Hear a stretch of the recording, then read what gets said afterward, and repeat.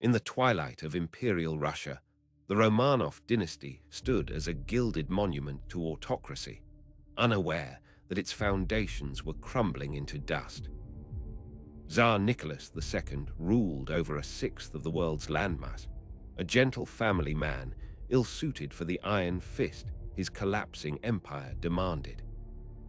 His wife, Tsarina Alexandra, was a woman of fierce devotion, but her reliance on the mystic Grigory Rasputin poisoned the court and the public's perception of the monarchy.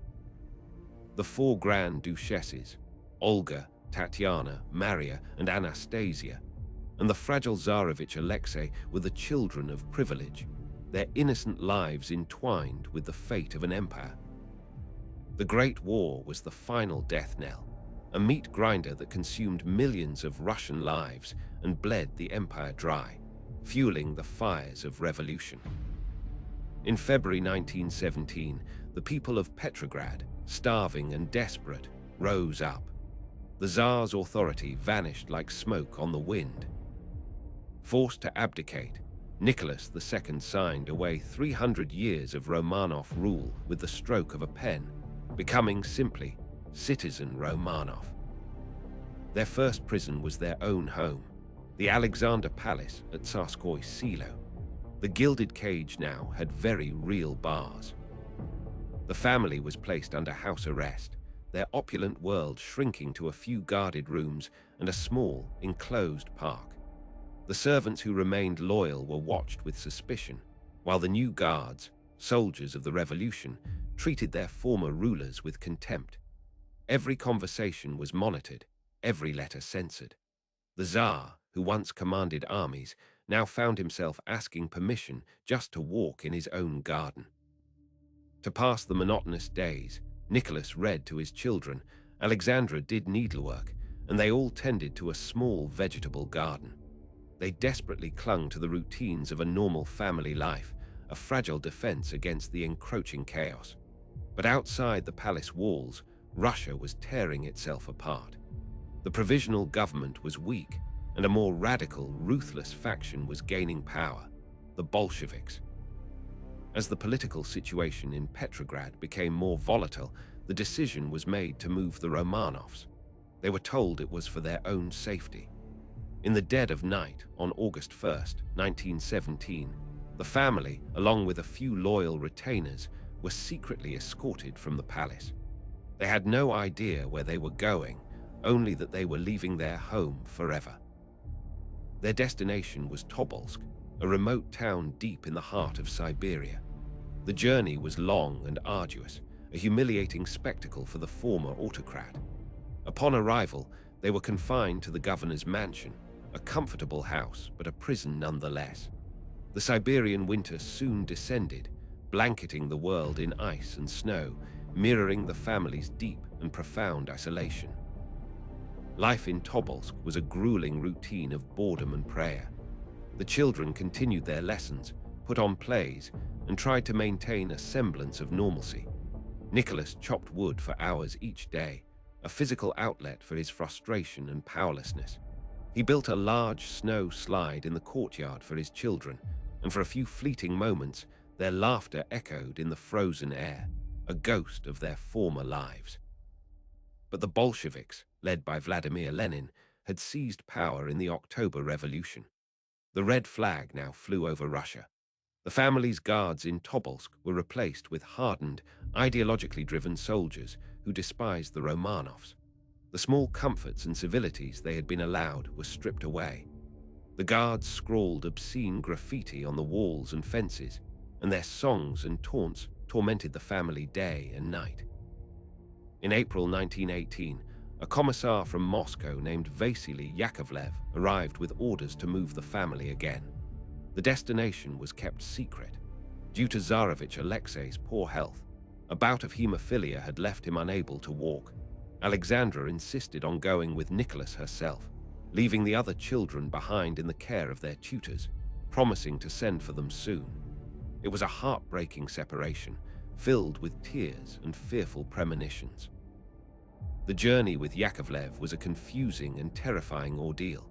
They traveled by cart and train across a landscape ravaged by civil war. At one point, Yakovlev seemed to be trying to spirit them away to safety, perhaps towards Japan.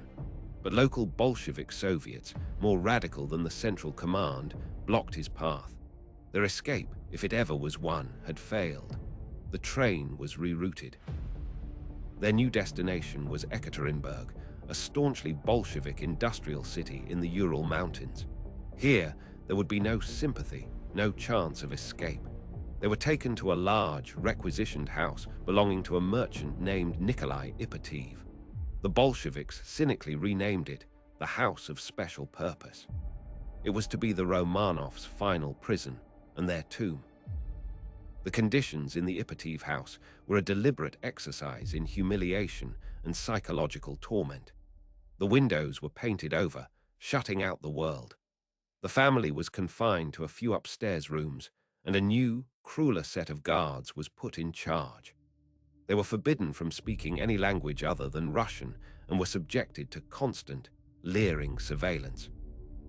The rest of the children, Olga, Tatiana, Maria, and Anastasia, along with their remaining servants, arrived in Ekaterinburg in May.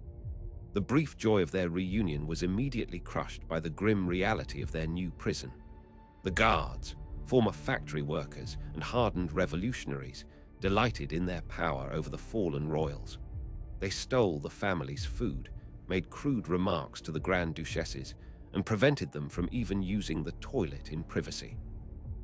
The commandant of the house was a man named Avdiv, a drunkard who oversaw the guards' cruelty with indifference.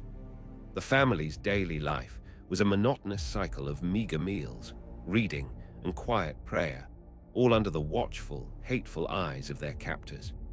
They were prisoners of a regime that saw them not as human beings, but as potent symbols of a hated past that had to be stamped out completely. In early July, the command of the Ipatiev house changed. Avdiv and his brutish guards were replaced by a new detachment led by a man from the local secret police, the Cheka. His name was Yakov Yurovsky. He was cold, methodical, and utterly ruthless. Where Avdiv was chaotic, Yurovsky was organized. He catalogued the Romanovs' remaining possessions, particularly their jewels, with an unnerving precision. Yurovsky's arrival signaled a shift. The cruelty became less random and more systematic. He enforced strict discipline, but this brought no comfort. His cold efficiency was far more terrifying than the drunken chaos that preceded it. He was a man with a specific, terrible purpose. The family sensed this change. The atmosphere in the house grew heavier, thick with an unspoken, final dread. As the White Army, loyal to the old regime, closed in on Ekaterinburg, the fate of the Romanovs was sealed. The Bolshevik leadership in Moscow, likely Lenin himself, gave the order. The prisoners could not be allowed to be rescued. They were to be liquidated. The final preparations were made in secret. Yurovsky selected the executioners from his Cheka squad and procured the necessary pistols and rifles. To conceal the sound of the impending gunfire, Yurovsky ordered a truck to be run in the courtyard outside the house. He gathered the pistols from the guards, explaining that he would handle the shooting himself. He was meticulously planning every detail of the massacre, ensuring it would be swift and secret. The lives of 11 people were now reduced to a logistical problem to be solved. On the night of July 16, 1918, the family went to bed as usual. They had no idea it would be their last night on Earth. Around 1:30 in the morning, Yurovsky woke the family's physician, Dr. Botkin. He told him that there was unrest in the town and that the family must be moved to the basement for their own safety. It was a cold, calculated lie. Dr. Botkin woke the Tsar and Tsarina, who then woke their children. There was no panic, only a weary resignation. They had been moved so many times before. They dressed slowly in the dark. The girls, on their mother's instruction, put on corsets that had been specially made. Sewn deep inside them were the last of the family's diamonds and jewels, a desperate, secret hope for a future they would never have. The family gathered. Nicholas carried his ailing son, Alexei, in his arms. Alexandra followed, her face a mask of grim composure. The four Grand Duchesses walked behind them, along with Dr. Botkin, their valet, a maid, and the family's cook. They were led down a narrow flight of stairs, through a dark corridor, and into a small, empty cellar room in the semi-basement of the house. The cellar was small and barren, with a single, barred window near the ceiling. The walls were rough plaster and brick.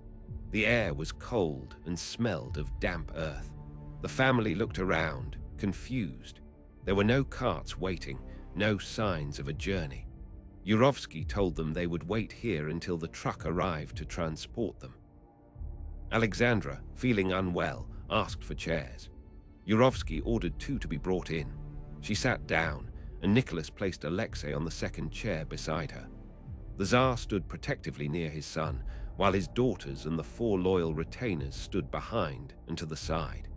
They waited in an uneasy silence, a small, isolated group in the cold, empty room. The execution squad, a mix of Russians and Latvians, filed into the room behind them, their boots shuffling on the stone floor. They were armed with an assortment of handguns.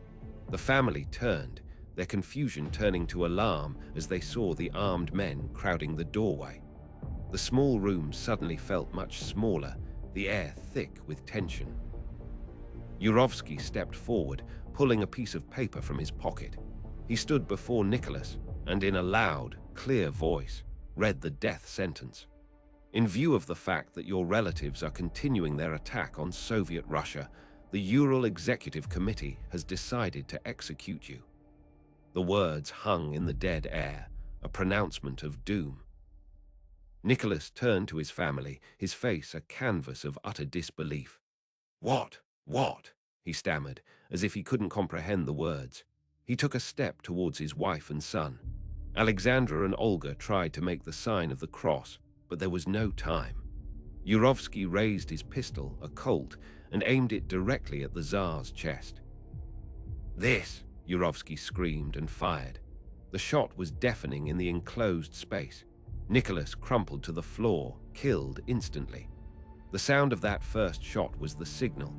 The other executioners opened fire, unleashing a chaotic, hellish volley of bullets into the small, terrified group. The cellar filled with smoke, screams, and the thunderous roar of gunfire. The scene descended into a nightmarish butchery. The executioners, drunk and panicked, fired wildly. The room was so small and filled with smoke that they were shooting blind, hitting the plaster walls and ricocheting bullets. The screams of the duchesses mingled with the groans of the dying. Dr. Botkin fell, as did the cook and the valet. But the killing was not clean.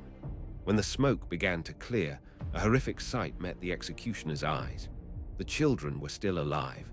The bullets had ricocheted off the diamonds and jewels sewn into their clothing, turning their corsets into makeshift and ultimately useless armor. The girls were wounded, terrified, and huddled against the far wall, their clothes spattered with the blood of their parents. Alexei, the Tsarevich, was also still alive, moaning in pain on the floor. Yurovsky, enraged by the botched execution, walked over and fired 2 shots from his Colt directly into the boy's ear. The young heir, for whose health and empire had been compromised, was finally silenced. His small body lay still on the blood-soaked floor. The remaining executioners, now in a frenzy, fell upon the surviving daughters with bayonets and the butts of their rifles. The girls' screams were horrific as they were stabbed and bludgeoned in the smoke-filled room. One of the men, Pyotr Ermakov, drunkenly tried to bayonet Tatiana, but the blade wouldn't penetrate her corset. He took his pistol and shot her in the back of the head. Anastasia, the youngest daughter, was pressed against the wall, screaming and fighting back with her hands. She was run through with bayonets. The family's maid, Anna Demidova, had also survived the initial volley, protected by a pillow she carried which was filled with jewels. The executioners turned on her, stabbing her dozens of times until she too was dead. Finally, a dreadful silence fell over the cellar, broken only by the ragged breathing of the murderers and the dripping of blood onto the stone floor. The room was a charnel house. 11 bodies lay twisted and broken in pools of their own blood. The air was thick with the metallic smell of death and cordite. The 300-year reign of the Romanovs had ended here in 20 minutes of savage, chaotic butchery. The killers were shaken.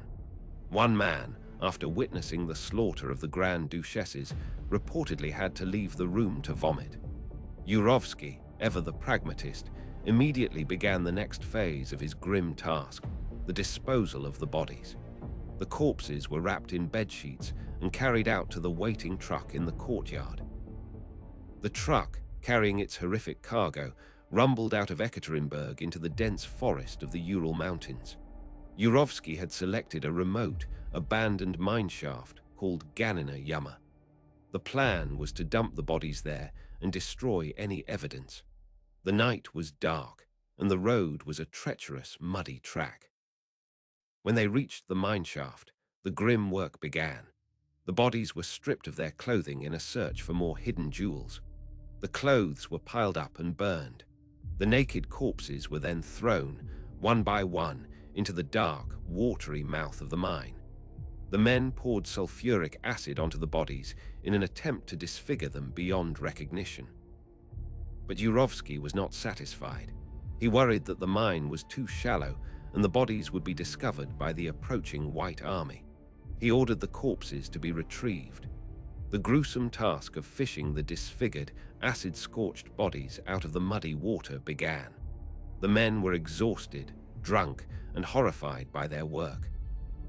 The truck, now carrying the retrieved bodies, became stuck in the mud on a remote track known as Porosenkov Log, or Pig's Meadow. Time was running out. Yurovsky made a final, desperate decision. They would bury the bodies right there, under the road itself. A shallow grave was hastily dug. 9 of the bodies, including the Tsar, Alexandra, and 3 of their daughters, were placed in the grave.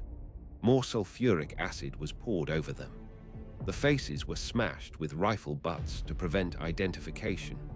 The grave was then covered over, and wooden railroad ties were laid on top to disguise the disturbed earth, the truck driving back and forth over it to pack it down.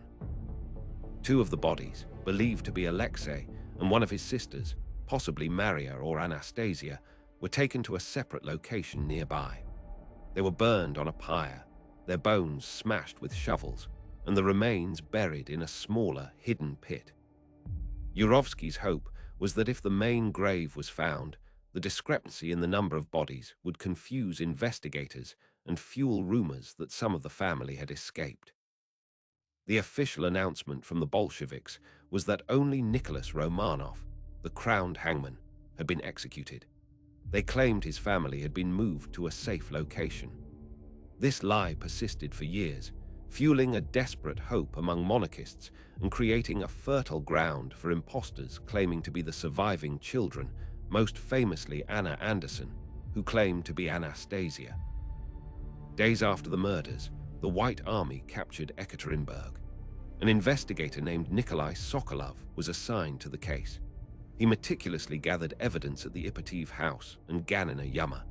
He found a burned corset bone, a decapitated dog belonging to one of the duchesses, and other fragments. He correctly concluded that the entire family had been murdered and their bodies destroyed, though he never found the final burial site. For decades, the final resting place of the Romanovs remained one of the 20th century's greatest mysteries. The Ipativ house was demolished in 1977 on the orders of the local party boss, Boris Yeltsin, who feared it was becoming a site of morbid pilgrimage. The Soviet Union suppressed the truth, but the story of the family's brutal end never fully disappeared. In 1979, a local geologist named Alexander Avdenin, using a secret report written by Yurovsky himself, located the mass grave at Porosenkov Log. But he and his fellow researchers kept their discovery secret, fearing reprisal from the Soviet authorities.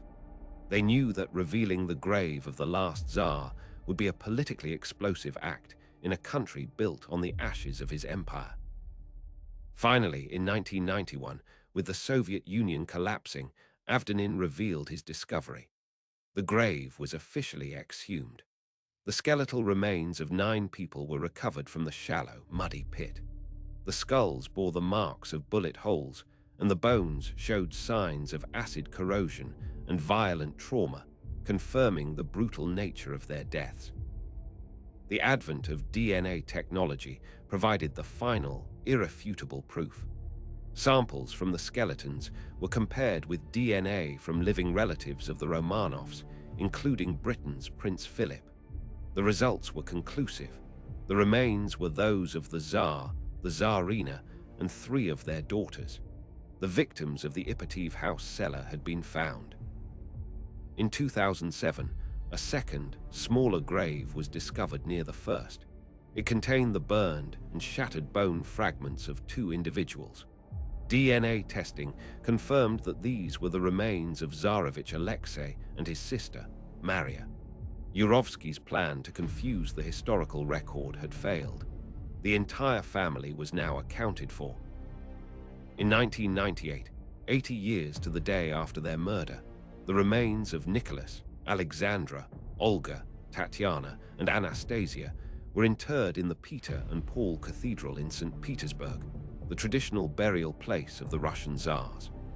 They were buried with full state honors by a new Russian government, led by the same Boris Yeltsin who had ordered the demolition of their death house. The Russian Orthodox Church canonized the family as passion bearers, martyrs who faced their deaths with Christian piety and humility.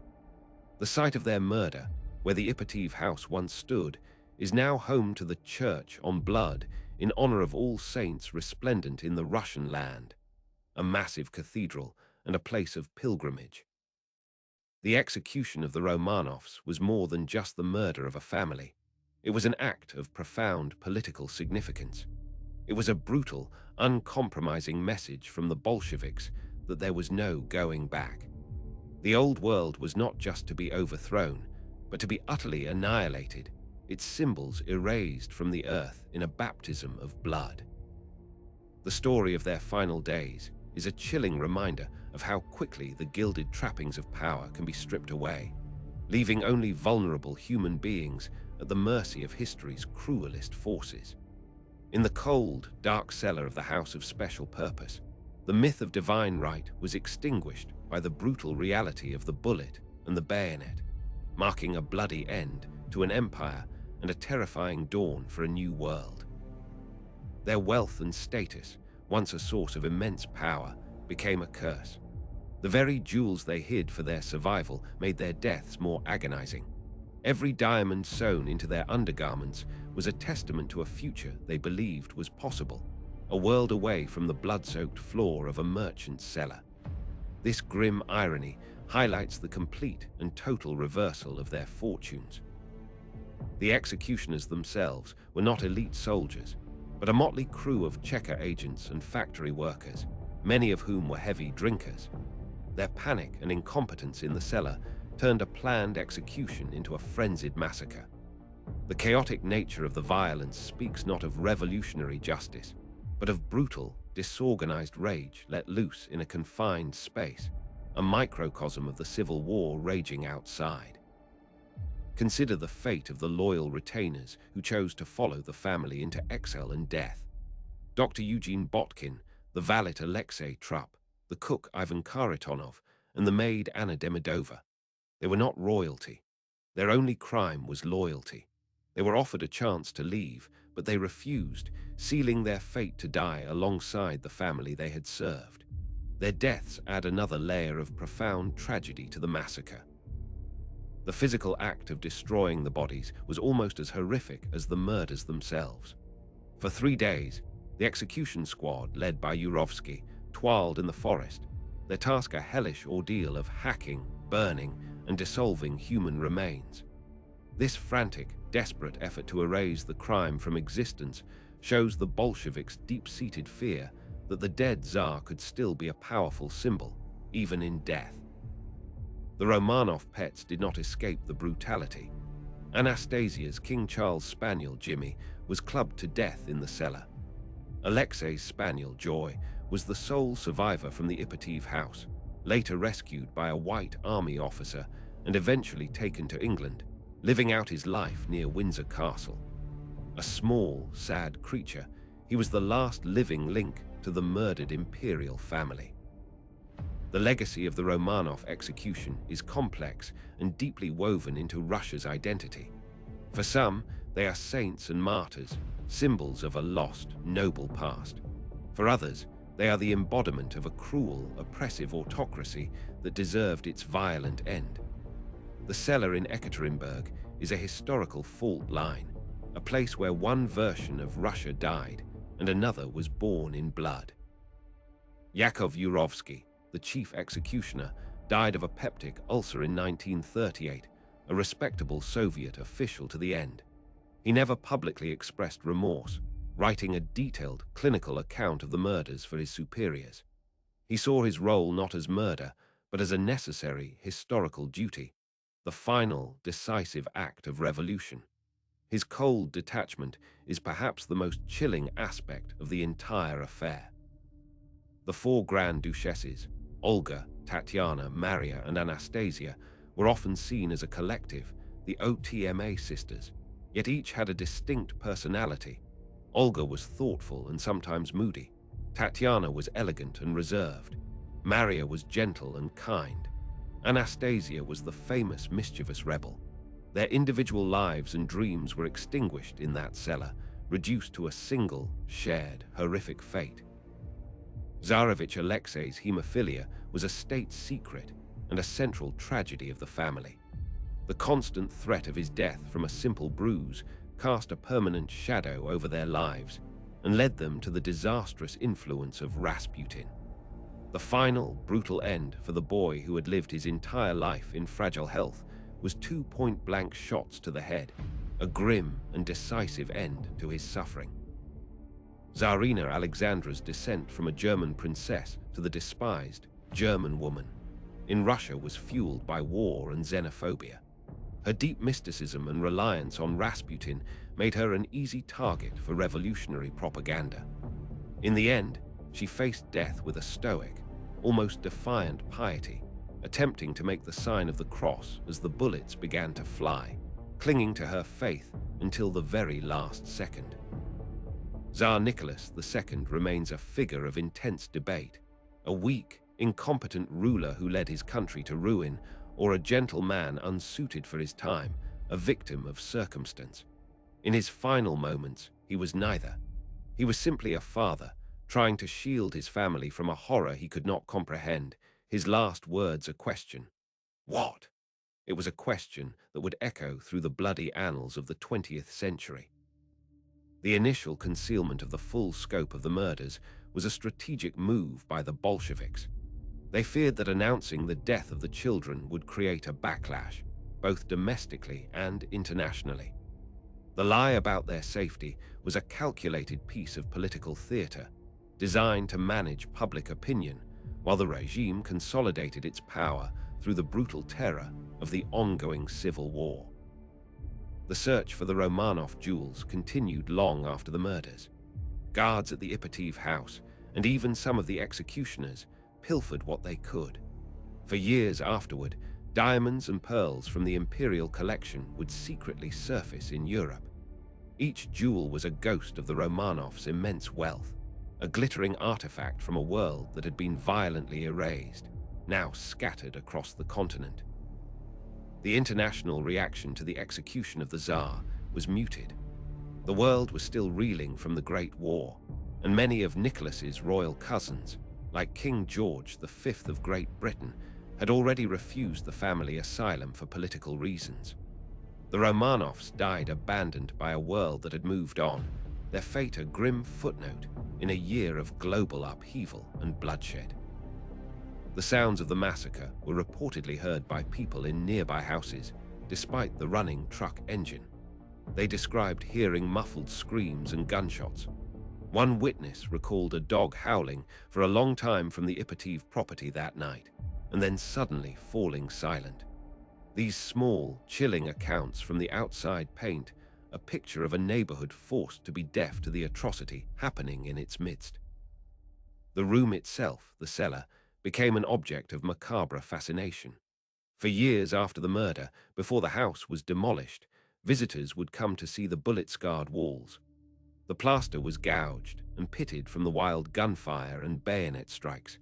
It was a physical testament to the chaos and desperation of the final moments, a brutal crime scene that the Soviets later tried and failed to completely erase. The myth of Anastasia's survival was the most enduring legacy of the Bolsheviks' initial lie. For decades, it offered a sliver of romantic, tragic hope that someone had escaped the butchery. But the truth, confirmed by DNA, is far darker. There were no survivors. The hope for a fairy tale ending was just a ghost, born from a desire to believe that something so completely brutal could not be true. The reality was a grave full of shattered bones. The story ends where it began, in a dark room with an act of extreme violence. The execution of the Romanovs was not an aberration, but a foundational act of the new Soviet state, a regime forged in the crucible of civil war and terror. The blood that soaked the floor of the Ipatiev house cellar seeped into the very foundations of the 20th century, a dark premonition of the political violence that was to come.